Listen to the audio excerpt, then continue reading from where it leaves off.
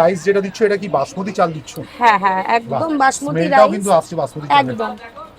যদি বাসমতি চাল দিয়ে তুমি রাইসটা করছো, আমি দামটা পরে জানবো, এর মানে অনেক টাকারই থালি হবে মনে হচ্ছে। না, অনেক টাকার থালি না, এটা আনলিমিটেড থালি আছে। থালিটা রেডি করি, তারপরে তোমাদের বলছি দামটা কত। ভাত তোলা হয়ে গেছে আমার। আচ্ছা, এগুলো প্রথমে দিচ্ছ আলুর চোখা। হ্যাঁ, আলুর চোখা। আচ্ছা, এবার যাচ্ছে সয়াবিন আলুর তরকারি। সোয়াবিন আলুর তরকারি। হুম।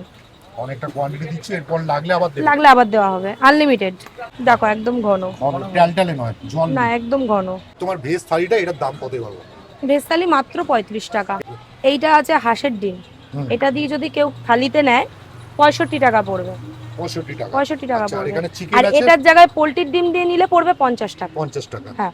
আচ্ছা, আর এখানে চিকেন আছে, চিকেন এরকম সাইজের 2 পিস যাবে, কাস্টমারের পছন্দ অনুযায়ী 2 পিস দিয়ে 70 টাকা। আলুও দেবে তার সঙ্গে? হ্যাঁ, ঝোল আলু সব দেবো। আচ্ছা। আর এখানে আছে ভোলা মাছ, ঠিক আছে, ভোলা মাছ দিয়ে 60 টাকা। 60 টাকা। হ্যাঁ, এখানে আছে লোটে মাছ, এটাও 60 টাকা। এরকম বাটির এক বাটি দেবো, দিয়ে আনলিমিটেড সবজি থালি দিয়ে 60 টাকা। আচ্ছা, আর এখানে? আর এখানে আছে রুই মাছ।